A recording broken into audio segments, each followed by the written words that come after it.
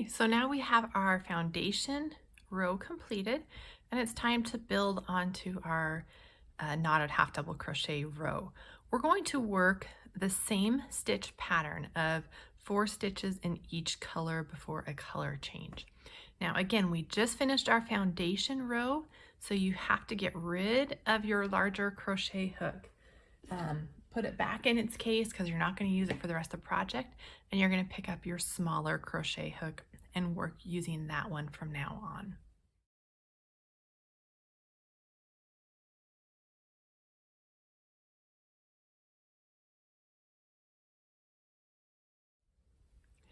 So we're going to begin our row just like we did in our samples that we worked with in module 3. So you're going to chain 1, you're going to turn, yarn over, go into that beginning chain to start your stitch, yarn over, go into the next one, and then complete your stitch. We're going to work 3 more, or actually 3 total, and then we're going to change our yarn color in the next one. Okay, so we've completed our 3 half double crochet or knotted half double crochets. There's 1, 2, 3. Now we're going to change the yarn color in the next stitch. So you're going to yarn over, insert your hook, pull up the loop, yarn over, insert your hook, pull up the loop, and we have one more pull through before we complete this stitch. And just like in almost all color changes, this is where we are going to change our colors.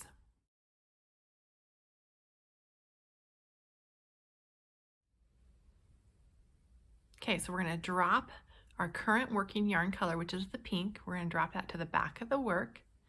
Ignore this pink strand because that's just from your beginning slip stitch from your foundation row. You're going to pull up the new yarn color, which is now on the front of your work. Kind of hold that up here just with your regular in your hands. Grab a loop with the new color and pull it through, and that completed that 4th stitch with now you have your new working color on your hook. Now to begin your next stitch, you're going to yarn over with the new color. You're going to insert it into the same stitch that this last stitch ended in, making sure that this yarn strand right here is the carrying up of the yarn for the new color. Make sure that your hook is on the right side of it or that that strand is on the left. So just yarn over and then insert your hook, and it basically pulls that yarn over to get buried underneath the next stitch. So now you have your 3 loops on your hook, yarn over into the next stitch, pull up a loop. Now you have your 5 loops, yarn over and pull through. And now you have your first completed color change.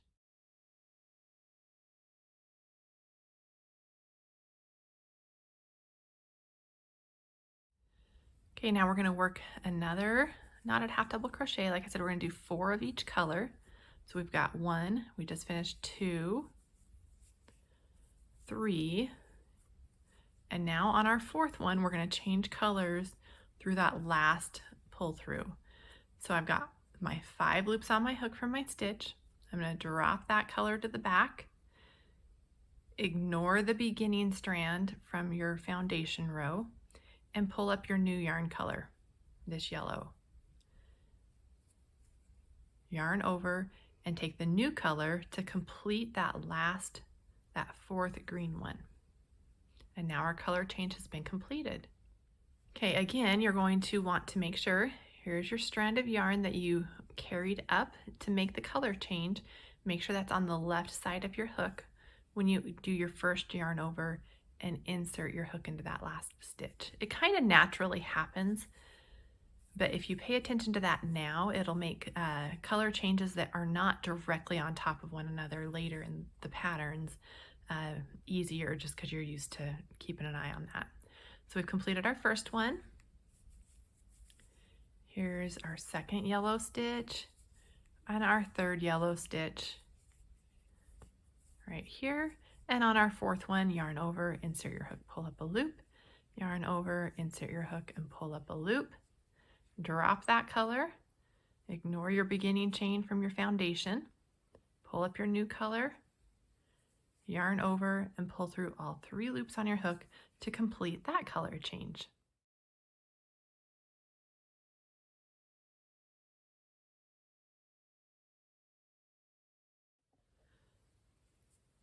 Okay, and now we're going to yarn over and we're going to complete the last 4 stitches of this row. So there's 1, 2, 3, and 4. I'm going to work a chain just so I don't lose that right there. And you have completed your first row of color changes. Okay, so in our sample, we again worked 4 stitches in each color. So we're going to double check our stitch count. So rotate it to the top and you can see here, here's stitch 1, 2, 3, 4 in pink. Then we've got 1, 2, 3, 4 in green, 1, 2, 3, 4 in yellow, and 1, 2, 3, and there is 4, and this is that's my chain, so ignore that one, 4 in blue. So I know my stitch count is correct, the colors are correct, so now I can go ahead and bury these beginning yarn ends. I like to do this about every two or three rows after I do a color change, just so that I can ensure that I didn't make any errors.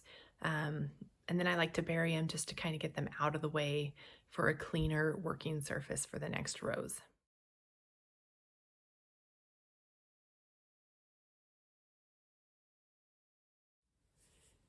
Now it may look a little messy just because you have these working strands from your foundation row.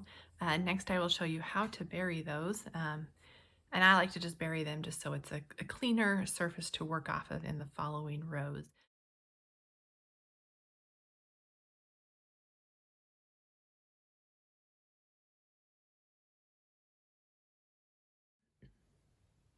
I'm going to start and I'm going to bury the pink yarn first.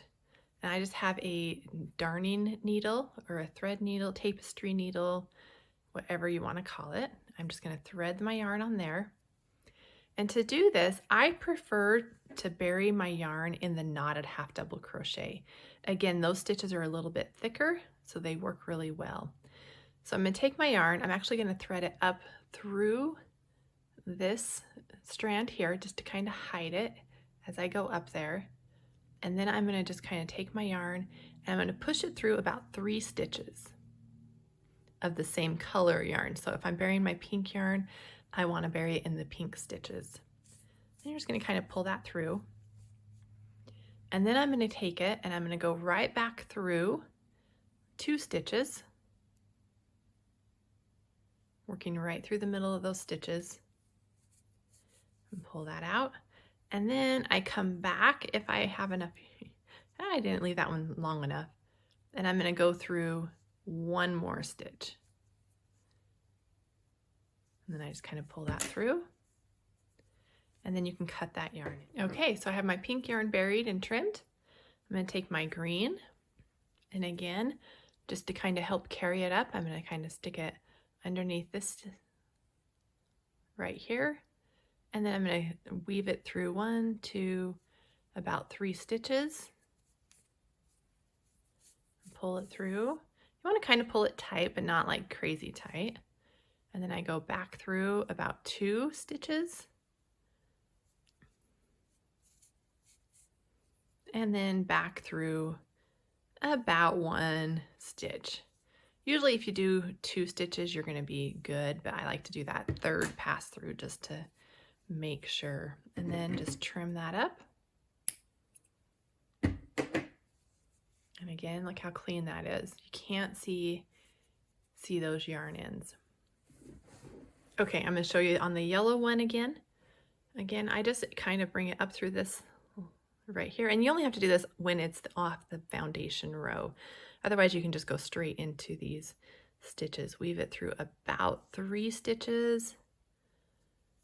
Pull that through. And every time you weave through, you're going to go through a little bit of a different strand of yarn fibers. So it's what you're doing is you're catching that on those fibers and securing it into those stitches. 2, and then I'm going to go back through 1 more stitch. Pull that through. And then trim it with my scissors. I'm not going to show you on the blue because I feel like the blue is a little bit hard to see on the camera. Okay, I'm actually going to show you because it's the first one. So I've just threaded my blue on my yarn needle and just stick it kind of right. It's just stick your needle right up through that first stitch, just going straight up. Can you guys see that? Get it all the way up there, pull it kind of tight, and it totally hides that beginning stitch. And then you're going to start with your weaving through your 3 stitches. So there's 3 stitches. Go back through about 2 stitches. And I say about, this is not, there's not a science to it. It's just kind of whatever you're comfortable with. And then back through about 1 stitch. And some graphs, you're going to notice you only have 1 stitch to work through. Just weave it back and forth through that 1 stitch and it should work fine. And then others, you're going to have a lot of space. Okay. All right. All your ends have been woven in. So now when you turn your work, you're only going to have your working yarn, which is a lot cleaner to work with. So we're going to do 1 more row of color changes directly on top of one another.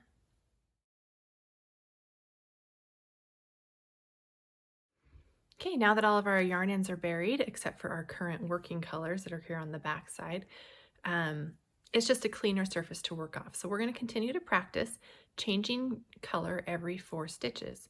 So I've already got my chain 1, so I'm going to turn my work, yarn over, insert into that starting chain, and we're going to work and change the yarn color in that 4th stitch's last pull through. Okay, so we've got, here's our 4th stitch. I've got 4 or 5 loops on my hook. I'm going to drop that old color to the back. Again, the new color is right there on the front of your work, and just pull that up and yarn over and pull through all 5 loops on your hook to complete that stitch. And to begin the next one, make sure that your yarn that you've carried up is on the left side of your work. Yarn over. Again, make sure it's on the left side of your hook. And complete that stitch. So see that yarn carry up is less noticeable right there because it's pulled over into that yellow yarn. So there's 1, 2 stitches, 3 stitches in yellow, and I'm on my 4th one. I get to the last pull through to complete the stitch. I drop the yellow to the back. I'm going to pull the green, which is my new color, up, yarn over, and pull through all 5 loops on my hook to complete that color change.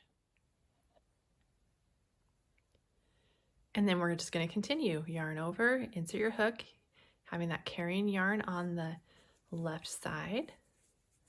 And there's the first stitch in green, the second, the third, and now on our 4th stitch, we're going to stop just before the last pull through. We're going to drop the green color to the back, grab the pink from the front, and yarn over, complete that stitch, and then just continue to work the last 4 stitches in pink.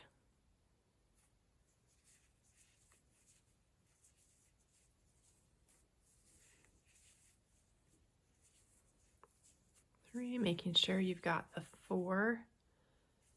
4th stitch in there. Okay, and there is our 2nd row of color changes.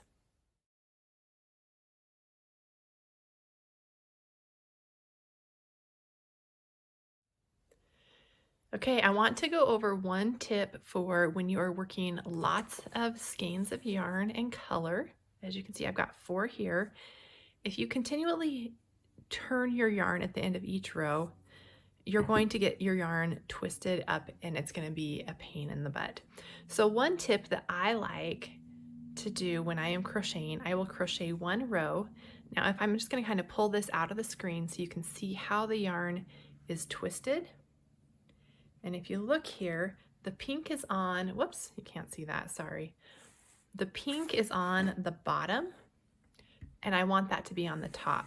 So I'm going to, here's the pink side, I want that it's on the bottom and I want it on top. So I'm going to turn the pink to the bottom when I turn the end of this row, and now my yarn, the pink yarn, goes straight there and it is untwisted. And then at the end of this row, I can turn it again however I want, and then whatever color is on the bottom. So now I've got the blue, sorry, I hope you guys can see this.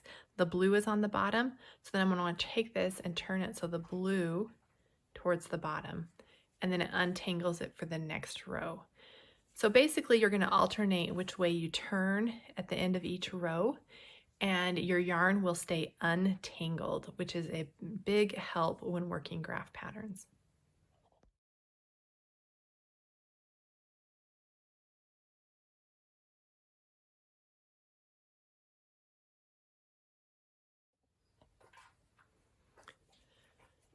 Okay, so counting our foundation row, you can see your foundation rows right here. There's 1, 2, 3 rows.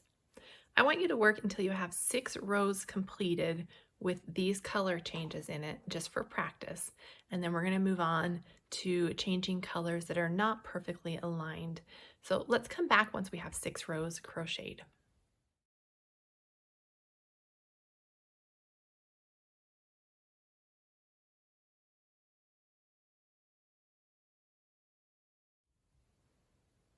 Okay, so now I have 6 rows. As if you can count them here. Here's your foundation row.